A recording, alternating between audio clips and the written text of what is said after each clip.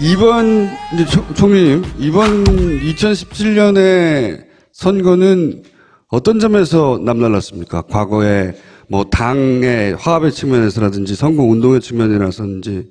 이번 선거는 정말 촛불 선거였다고 이제 그 염원이 타오르는 그런 촛불 혁명인데 이런 선거는 없죠.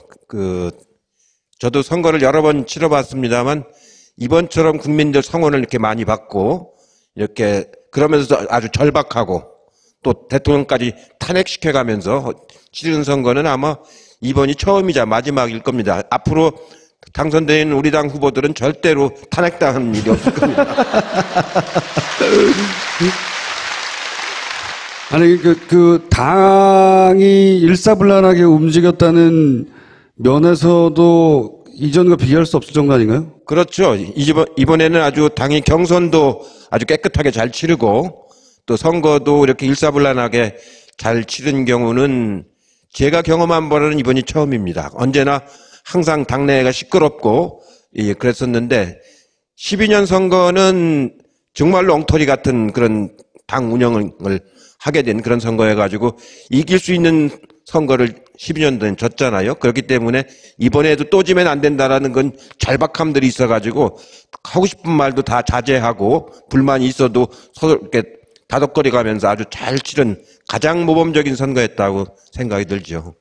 노무현 대통령을 당선시킨 2002년의 대선같이 이번 대선을 비교하면 당의 조직이라든가 후보의 측면에서 어떻게 같고 어떻게 다른가요?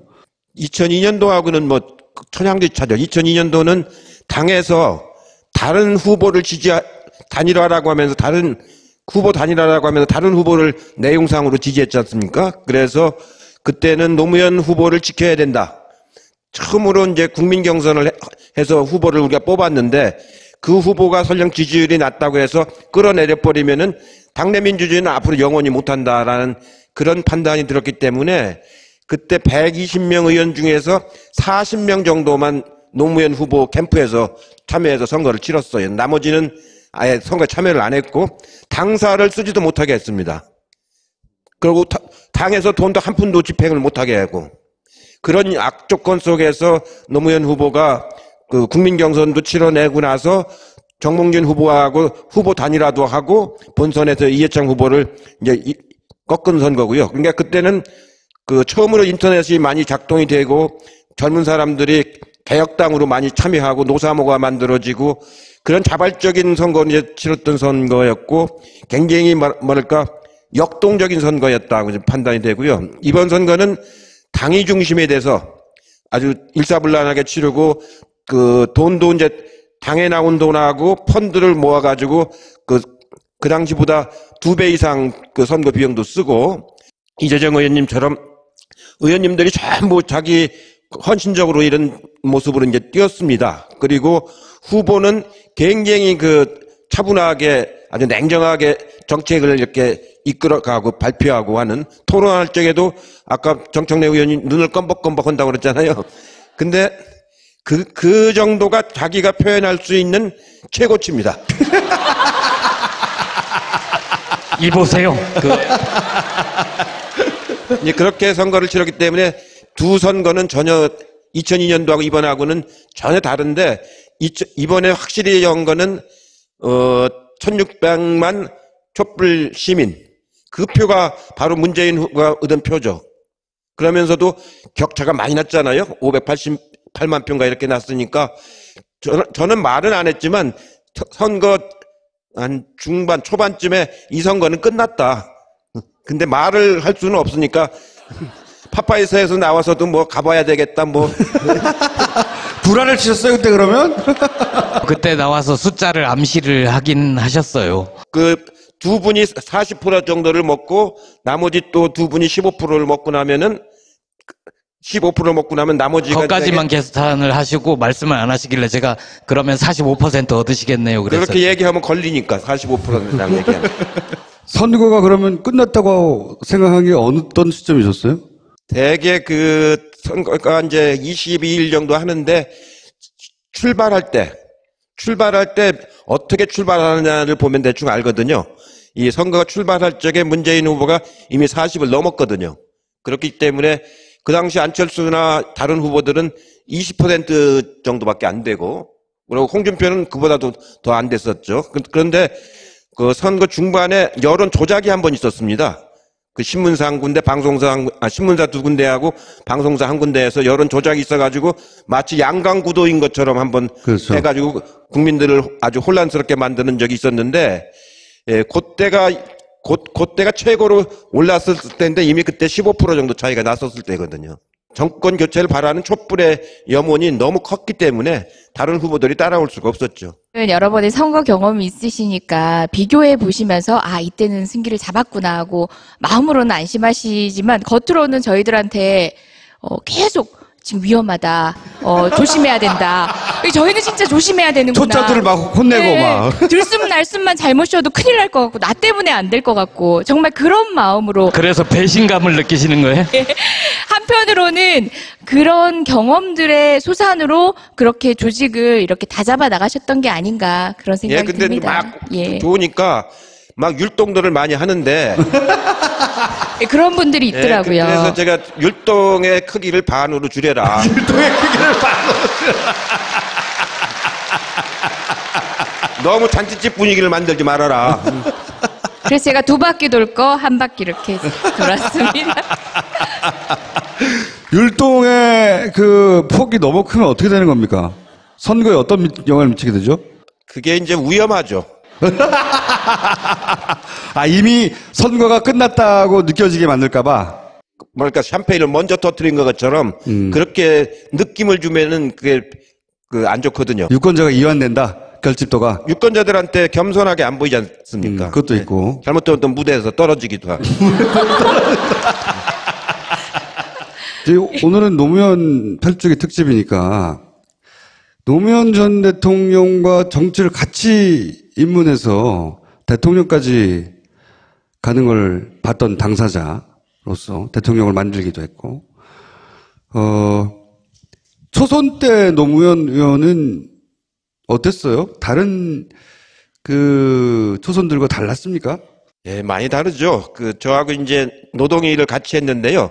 저는 평화민주당으로 그 정치를 시작했고, 노무현 대통령은 통일민주당으로 이제 시작을 했어요. 재야 운동할 적엔 또 같이 하다가 출마할 때는 이제 부산에서 출마하고 저는 서울에서 출마했기 때문에 당이 달랐는데, 그래도 이렇게 둘이 나란히 앉았기 때문에 그 노동위에서는 노동위 삼총사라고 해서 같이 이렇게 활동을 하러 많이 다녔는데, 한번 현대중공업에 갔는데 거기가 파업이 오래돼 가지고 굉장히 경찰이 많이 있는데, 예, 우리가 이제 그 지도부를 설득해서 맞으면 파업을 이제 끝내기 위해서 이제 설득으로 이제 들어갔는데, 가서 저는 설득해서 이제 파업을 그만하고 조직을 살려야 된다.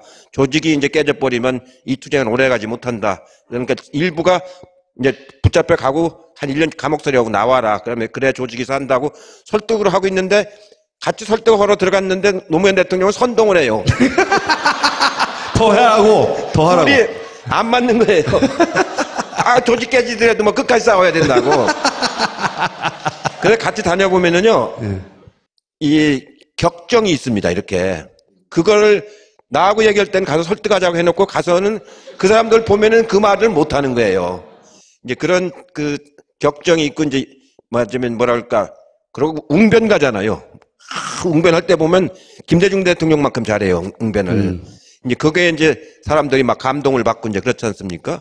그러고 막 명패를 그때 집어 던졌잖아요. 저 같으면 못 던져요. 아니, 던진 건 아니고 그냥 세게 내려놓은 거라고 하시던데요. 아니, 내가 옆에 있었는데. 아니, 그때 그래서 의원 시절에 한번 할 수 있는 일이 없다 해서 의원직 사퇴도 한번 하셨잖아요. 사퇴한 적도 있었죠. 근데 어느 정도 다르냐면요. 부산에서 저도 요번에 이제 알았는데, 부산에서 이제 거리에서 이제 막 이제 싸우다가 막 경찰이 막 쳐들어오잖아요. 6월 항쟁 때 그랬다는 거예요. 막 쳐들어오면은 노무현 대통령 바짝 엎어진다는 거예요. 아스팔트 바닥에. 문재인 변호사는 오면은 경찰이 잡으면 순순히 잡혀간다는 거죠. 노변은 바짝 너 엎어져가지고 잡아가려면 잡아가라고 그러고 그 문변은 잡아가면 살살 따라간다는 거예요. 살살 따라가. 가가지고 어서 오세요 해가지고 조서를 보면은 노 변호사는 한 장도 진술을 안 하고 백지래, 백지. 진술 거부를 네, 행사하시고. 진술 거부를 하고. 근데 문변은 꼬박꼬박 답변해. 그 차이가 있다고 그러는 것처럼 두 분이 같은 사무실에서 공동 사무실을 했는데도 그렇게 차이가 있는 겁니다. 그 정치인 문재인의 진화 과정을 지켜서 보셨잖아요. 많이 진화했습니까? 뭐랄까, 그 문재인 대통령의 특징이 뭐냐면은 정말 정치인은 아닙니다. 그리고 정당을 해본 적도 없었어요. 다만 노무현 대통령을 도와주기 위해서 청와대에서 근무를 한 거죠. 그러다가 이제 노무현 대통령이 저렇게 그 서거하시고 나니까 정치에서는 완전히 손을 떼려고 했었는데, 본인도 말씀을 하시고 저도 같이 그 자리에서 들었는데, 김대중 대통령이 돌아가시기 직전에 저희 몇 사람이 한번 점심을 모신 적이 있어요. 그때 김 대통령이 나는 이제 얼마 못 살 것 같다. 뒷일은 여러분들이 해줘야 된다. 그게 마지막 유언처럼 하신 말씀입니다. 저도 그날 듣고 문재인 대통령도 그날 같이 들으셨는데 그게 굉장히 큰 영향을 많이 미쳤고요. 그러고도 할까 말까 망설이기 있을 때 여러 사람들이 이제 해야 된다 권유를 했고 저도 이제 권유를 했는데 한참 권유를 했습니다. 여러 차례 막걸리를 엄청나게 많이 마셨습니다. 그렇게 했는데 나중에 최종적으로 결단을 하시고 나니까 일반 정치인들보다 훨씬 더 책임감이 커요. 많이 그러니까 굉장히 열심히 해. 뭐든지 이렇게 맡으면은 그렇게 해가지고 하기로 맘먹고 나니까 야, 저 사람이 저런 데가 있었나 할 정도로 그렇게 아주 막 열심히 하고 참 인내심이 좋아요. 참을심이. 저 같으면은 막 버럭했을 건데 그런 게 없습니다. 눈만 껌뻑. 그러면서 정 어이가 없어. 그렇게 해서 아주 책임감이 있기 때문에 그런 자세가 국민들한테 큰 신뢰감을 주고 본인이 이제 그 선비에서 이제 정치 지도자로 이렇게 거듭난 거죠. 네. 이제 정치를 본격적으로 해도 되겠다 이렇게 깜짝 놀랐던 순간 있어요? 믿었습니다. 특히 청와대에서 대통령을 보좌하면서 오래 근무를 했기 때문에 대통령이 어떻게 해야 되는지를 이미 다 학습을 많이 한 셈 아닙니까? 사실 노무현 대통령은 대통령 학습을 안 하고 바로 이제 들어가셨기 때문에 초기에 좀 이렇게 어려움이 있었는데 또 의석도 그때는 그 노무현 대통령 지지하는 의원들 숫자가 한 40명밖에 안 됐기 때문에 굉장히 어려움이 많았었는데 지금은 제1야당에다가 또 대통령의 맞으면 여러 가지 활동을 직접 본인은 아니지만 가까이에서 보신 분이 하기 때문에 언제 아주 많이 하신 분처럼 지금 이렇게 능란하게 아주 잘하시지 않습니까? 그런 점들이 정부를 이끌어가는데 아주 큰 힘이 될 거라고 생각을 하죠. 저 양반한테 저런 면이 있었네 이렇게 깜짝 놀랐다고 하셨잖아요. 뭐 그렇게 정치인으로서의 자질도 있구나 이렇게 생각이 드셨던 순간이 있냐 이거죠. 요즘에 맞으면 그전에는 어떤 결단이 느렸어요.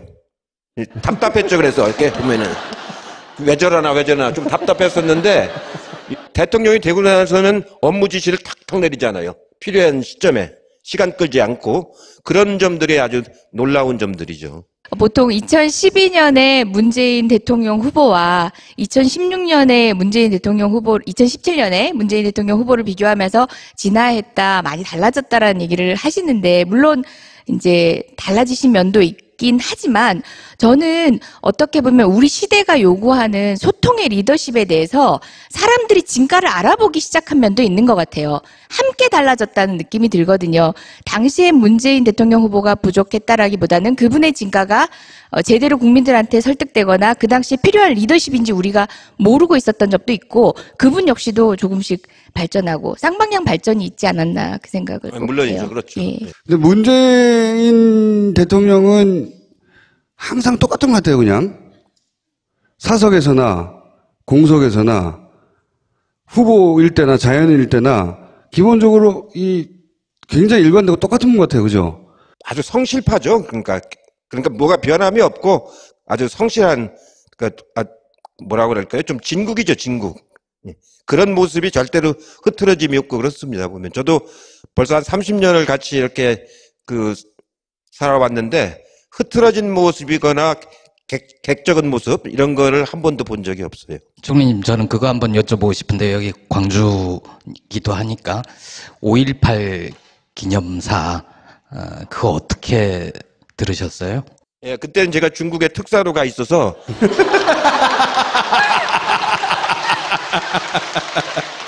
그 기념사를 다 듣질 못했습니다. 아니, 그래도 나중에 읽어보셨을 거 아닙니까? 이번 특사 일이 원체 이제 중요한 일이라서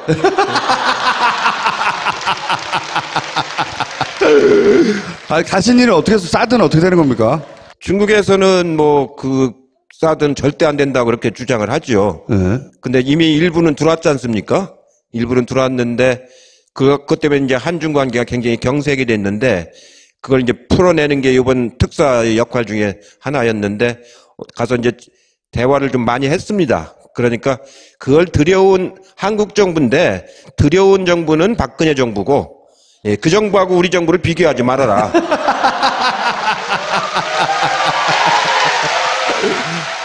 우리는 중국 정부하고 진정성을 가지고 대화를 할 것이고 그분들은 여러분들하고 그렇게 진정성 있는 대화를 안 했기 때문에 생긴 문제다. 그러니까 앞으로 이 문재인 대통령하고 시 주석이 이제 만나실 텐데 서로 간에 진정한 대화가 될 것이다. 했더니 시 주석께서도 한국 선거를 유심히 자기도 지켜보았고 문재인 후보의 공약이라든가 발언이라든가 이런 것도 자기 많이 살펴보니까 아주 앞으로 한중 관계를 함께 풀어갈 수 있는 좋은 분인 것 같다. 저한테 이제 그렇게 말씀을 하셨거든요.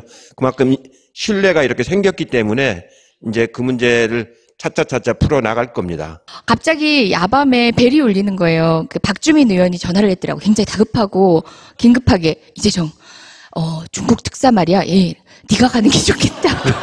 그래서 제가 그랬더니 본인이 지금 지역 구민들하고 대화를 했는데 네가 중국에서 먹힐 얼굴인 것 같다고. 그래서 아니 그냥 지역 구민도 아니고 중국에 살다가 온 분이래요. 그래서 제가 그러든가 이랬더니 제가 이해찬 총리님한테 말씀을 잘해볼게요 이랬는데 그 다음날 아침에 뉴스를 보니까 벌써 이렇게 가셨더라고요. 후반에 여론 조작이 한 번 있었습니다. 그 신문사 한 군데, 신문사 두 군데하고 방송사 한 군데에서 여론 조작이 있어가지고 마치 양강구도인 것처럼 한번 그렇죠. 해가지고 국민들을 아주 혼란스럽게 만드는 적이 있었는데, 예, 그때가 최고로 올랐을 때인데 이미 그때 15% 정도 차이가 났었을 때거든요. 정권 교체를 바라는 촛불의 염원이 너무 컸기 때문에 다른 후보들이 따라올 수가 없었죠. 여러 번의 선거 경험이 있으시니까 비교해 보시면서 이때는 승기를 잡았구나 하고 마음으로는 안심하시지만 겉으로는 저희들한테 계속 지금 위험하다. 조심해야 된다. 저희는 진짜 조심해야 되는구나. 초짜들을 막 혼내고 막. 들숨 날숨만 잘못 쉬어도 큰일 날 것 같고 나 때문에 안 될 것 같고 정말 그런 마음으로 그래서 배신감을 느끼시는 거예요? 한편으로는 그런 경험들의 소산으로 그렇게 조직을 이렇게 다잡아 나가셨던 게 아닌가 그런 생각이 근데 듭니다. 막 좋으니까 막 율동들을 많이 하는데 그런 분들이 있더라고요. 그래서 제가 율동의 크기를 반으로 줄여라. 율동의 크기를 반으로 줄여라. 너무 잔치집 분위기를 만들지 말아라. 그래서 제가 2바퀴 돌 거 1바퀴 이렇게 돌았습니다. 율동의 그 폭이 너무 크면 어떻게 되는 겁니까? 선거에 어떤 영향을 미치게 되죠? 그게 이제 위험하죠. 이미 선거가 끝났다고 느껴지게 만들까봐. 뭐랄까 샴페인을 먼저 터뜨린 것처럼 그렇게 느낌을 주면은 그게 안 좋거든요. 유권자가 이완된다. 결집도가. 유권자들한테 겸손하게 안 보이지 않습니까? 그것도 비교하면 그 당의 조직이라든가 후보의 측면에서 어떻게 같고 어떻게 다른가요? 2002년도하고는 뭐 천양지 차죠. 2002년도는 당에서 다른 후보를 단일화라고 하면서 다른 후보를 내용상으로 지지했지 않습니까? 그래서 그때는 노무현 후보를 지켜야 된다. 처음으로 이제 국민 경선을 해서 후보를 우리가 뽑았는데 그 후보가 설령 지지율이 낮다고 해서 끌어내려 버리면은 당내 민주주의는 앞으로 영원히 못한다라는 그런 판단이 들었기 때문에 그때 120명 의원 중에서 40명 정도만 노무현 후보 캠프에서 참여해서 선거를 치렀어요. 나머지는 아예 선거에 참여를 안 했고 당사를 쓰지도 못하게 했습니다. 그리고 당에서 돈도 한 푼도 집행을 못하게 하고 그런 악조건 속에서 노무현 후보가 그 국민 경선도 치러내고 나서 정몽준 후보하고 후보 단일화도 하고 본선에서 이해창 후보를 이제 꺾은 선거고요. 그러니까 그때는 그 처음으로 인터넷이 많이 작동이 되고 젊은 사람들이 개혁당으로 많이 참여하고 노사모가 만들어지고 그런 자발적인 선거를 이제 치렀던 선거였고 굉장히 뭐랄까 역동적인 선거였다고 판단이 되고요. 이번 선거는 당이 중심에 대해서 아주 일사불란하게 치르고 그 돈도 이제 당에 나온 돈하고 펀드를 모아가지고 그 당시보다 2배 이상 그 선거 비용도 쓰고 이재정 의원님처럼 의원님들이 전부 자기 헌신적으로 이런 모습으로 이제 뛰었습니다. 그리고 후보는 굉장히 그 차분하게 아주 냉정하게 잘못된 어떤 무대에서 떨어지기도 하고. 오늘은 노무현 8주기 특집이니까 노무현 전 대통령과 정치를 같이 입문해서 대통령까지 가는 걸 봤던 당사자로서 대통령을 만들기도 했고, 초선 때 노무현 의원은 어땠어요? 다른 그 초선들과 달랐습니까? 예, 많이 다르죠. 저하고 이제 노동일을 같이 했는데요. 저는 평화민주당으로 그 정치를 시작했고, 노무현 대통령은 통일민주당으로 이제 시작을 했어요. 제야운동할 적엔 또 같이 하다가 출마할 때는 이제 부산에서 출마하고 저는 서울에서 출마했기 때문에 당이 달랐는데, 그래도 이렇게 둘이 나란히 앉았기 때문에 그 노동위에서는 노동위 삼총사라고 해서 같이 이렇게 활동을 하러 많이 다녔는데, 한번 현대중공업에 갔는데 거기가 파업이 오래돼 가지고 굉장히 경찰이 많이 있는데, 예, 우리가 이제 그 지도부를 설득해서 맞으면 파업을 이제 끝내기 위해서 이제 설득하러 이제 들어갔는데, 가서 저는 설득해서 이제 파업을 그만하고 조직을 살려야 된다.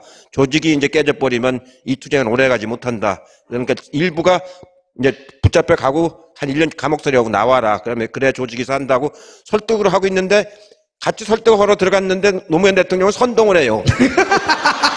더 하라고. 우리 안 맞는 거예요. 조직 깨지더라도 뭐 끝까지 싸워야 된다고. 그래서 같이 다녀보면은요, 정책을 이렇게 이끌어가고 발표하고 하는 토론할 적에도 아까 정청래 의원이 눈을 껌벅껌벅 한다고 그랬잖아요. 근데 그 정도가 자기가 표현할 수 있는 최고치입니다. 이 보세요.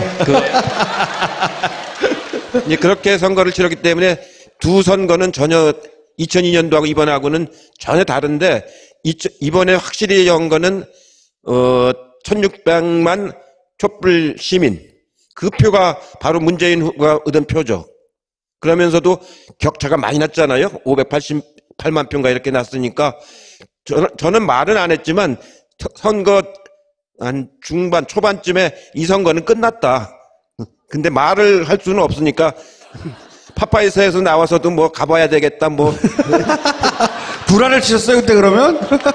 그때 나와서 숫자를 암시를 하긴 하셨어요. 두 분이 40% 정도를 먹고 나머지 또 두 분이 15%를 먹고 나면은 15% 먹고 나면 나머지가 거기까지만 계산을 하시고 말씀을 안 하시길래 제가 그러면 45% 얻으시겠네요. 그래서 그렇게 얘기하면 걸리니까 45%랑 얘기하면. 선거가 그러면 끝났다고 생각한 게 어떤 시점이셨어요?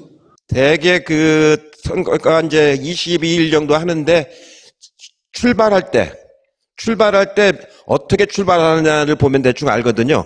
이 선거가 출발할 적에 문재인 후보가 이미 40을 넘었거든요. 그렇기 때문에 그 당시 안철수나 다른 후보들은 20% 정도밖에 안 되고, 그리고 홍준표는 그보다도 더 안 됐었죠. 그런데 그 선거 총리님, 이번 2017년의 선거는 어떤 점에서 남달랐습니까? 과거에 뭐 당의 화합의 측면에서라든지 선거 운동의 측면이라든지. 이번 선거는 정말 촛불 선거였다고 이제 그 염원이 타오르는 그런 촛불 혁명인데 이런 선거는 없죠. 저도 선거를 여러 번 치러봤습니다만 이번처럼 국민들 성원을 이렇게 많이 받고 이렇게 그러면서 아주 절박하고 또 대통령까지 탄핵시켜가면서 치르는 선거는 아마 이번이 처음이자 마지막일 겁니다. 앞으로 당선된 우리 당 후보들은 절대로 탄핵당하는 일이 없을 겁니다. 아니, 그 당이 일사불란하게 움직였다는 면에서도 이전과 비교할 수 없을 정도 아닌가요? 그렇죠.